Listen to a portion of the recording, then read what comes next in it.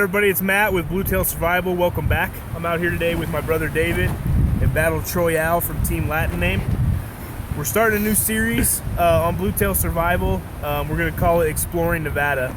The idea behind it is we just kind of want to get out more, maybe not do so many overnighters and crazy survival challenges and frozen tundra, blown away, wind barren elk hunt trip videos and whatnot. So we kind of want to do more of an instructional thing, and seeing as how we're in Nevada, Nevada's a pretty awesome place, and we figure, you know, maybe a couple videos a month. We're going to kind of travel around.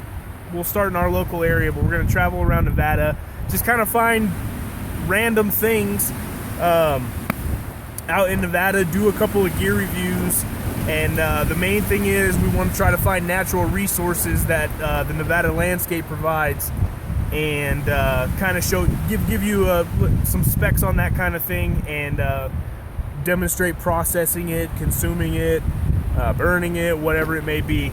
So today we are on Peavine Peak. It's nothing crazy, nothing special to boast about, but it is one of the more dominant geographical features in the Reno-Sparks area. A little bit of background on Peavine Peak. Early settlers found wild pea vines growing on the northeast side that's known as Peavine Springs, hence the name Peavine Peak. A little bit about Native American history. The Washoe and the Northern Paiute tribes used to frequent this area quite a bit. The Washoe tribe, Washoe County is actually named after the Washoe tribe, and it's kind of a derivative of the word. The actual name of the tribe was the Wasiu or Washiu.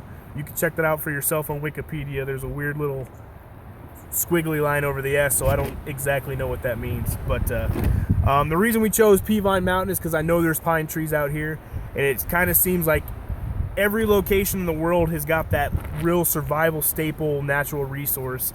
And in our area, well, in this part of the high desert, one of the good resources is the pine tree. So we'll get going on some. We're gonna get a fire going here. We're gonna brew up some pine needle tea, and we'll talk about some of the properties, the medicinal and nutritional value that comes with pine trees. Stay with us. All right, so we found a pine tree. It's kind of where we set up our windscreen. Everything I read about the pine needle tea says you should use young, like the youth pine needles. There's not as many pine trees up here as we thought, and this happens to be the one. So we're going to use this bad boy right here.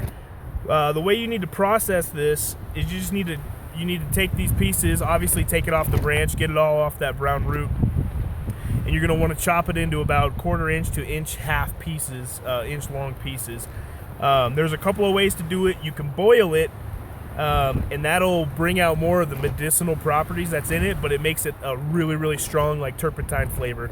So if you just get the water to a near boil and then let these steep for about 10 to 15 minutes, that's where they say you're going to get the best flavor. Some of the nutritional value in the pine needles, it's roughly 4 to 5 times, has 4 to 5 times more vitamin C than a lemon. It is packed with vitamin A, and vitamin A, it'll boost vision, skin, hair, and red blood cell production. Everything I know about this stuff is something I've learned online. I am not a doctor, so if you are going to try this stuff, make sure you know what you're doing, because there are some pine trees in the United States that when you boil them, it'll produce a toxic chemical. So make sure that you're boiling the right stuff. I don't know which ones these are, but I know they're not the toxic ones. I believe these are Jeffrey pines. I can't be 100% sure on that. So we're going to get us a fire going. We're going to use some of the pine resin. Pine resin is another one of those things it's actually got some medicinal value to it. Native Americans would chew on it or melt it into a liquid form and drink it, and it was used to treat stomach ulcers and types of arthritis. We're not going to do that, but we are, because it's really, really wet out here. I had to bring some of my own firewood, some dry firewood. So we're going to process some firewood down, get some water on the boil. We're going to use some of the resin to actually get the fire going. And yeah, we'll show you guys the process of us doing that. Stay with us. All right, so we've had a fire going for about 15-20 minutes. Trying to let the coals down, or fire burn down into some coals. David melted some snow. So what we're gonna do is we're gonna do this pine needle tea 2 different ways.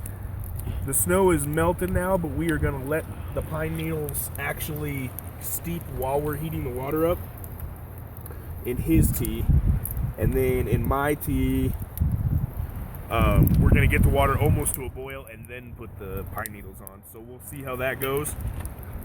Are you using this right now? No. Okay. I didn't really need to grab that.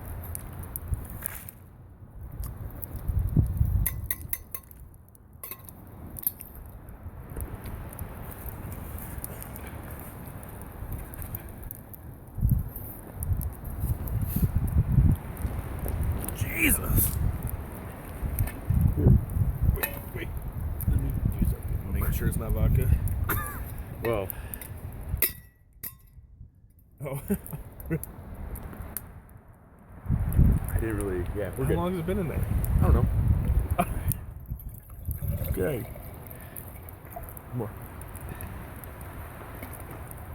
That's good. All right. We're going to put mine directly in the coals like we did during the execution of Paul.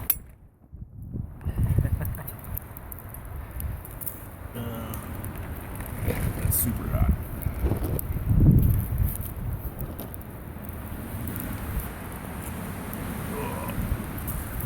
All right, we're going to let that go, and we're going to get David's a little closer to the fire here. And next time you see us, we'll be drinking pine needle tea from the pine needles of Peavine Mountain. Peavine Mountain.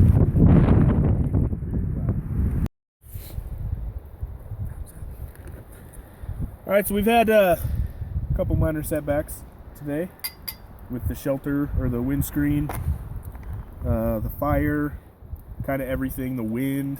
It's been kind of an irritating day. Trying to do a first video for this new series, like I said earlier. And the only thing we have left is the pine needle tea. So, pretty excited about it. Smells like pine needles.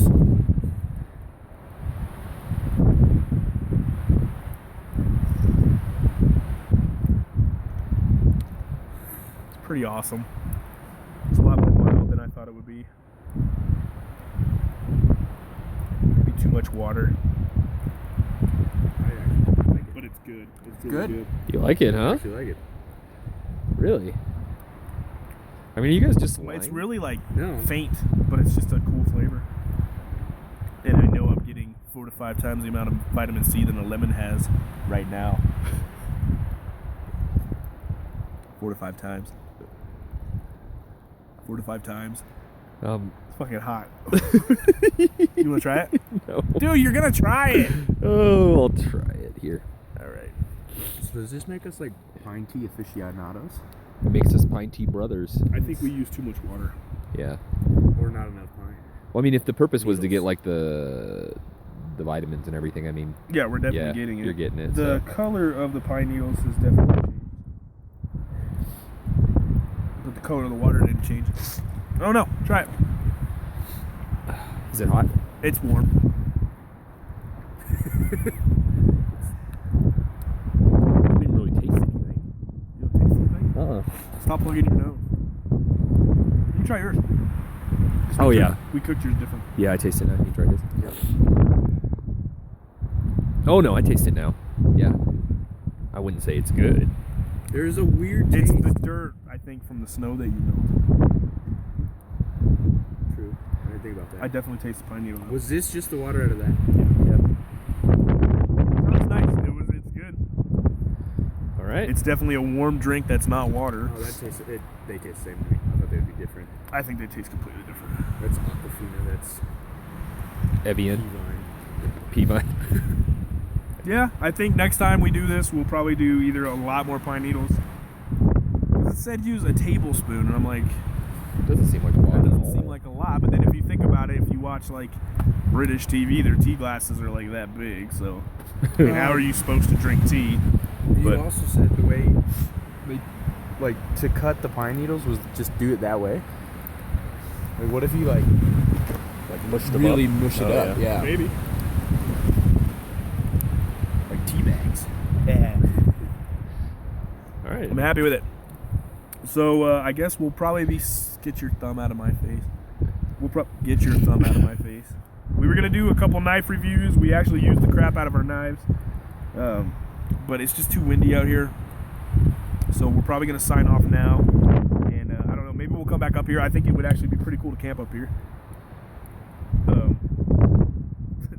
Nice. That's the knife David used all day. That's the Ozark Trail. I love it.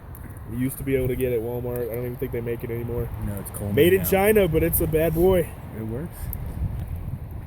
I've used it. So, anyways, Matt, David, and Troy from Bluetail Survival. Hope you like the new series of Exploring Nevada. Hopefully next time it's not so windy, and we can show you guys some more cool stuff. Thanks for stopping by. Click like.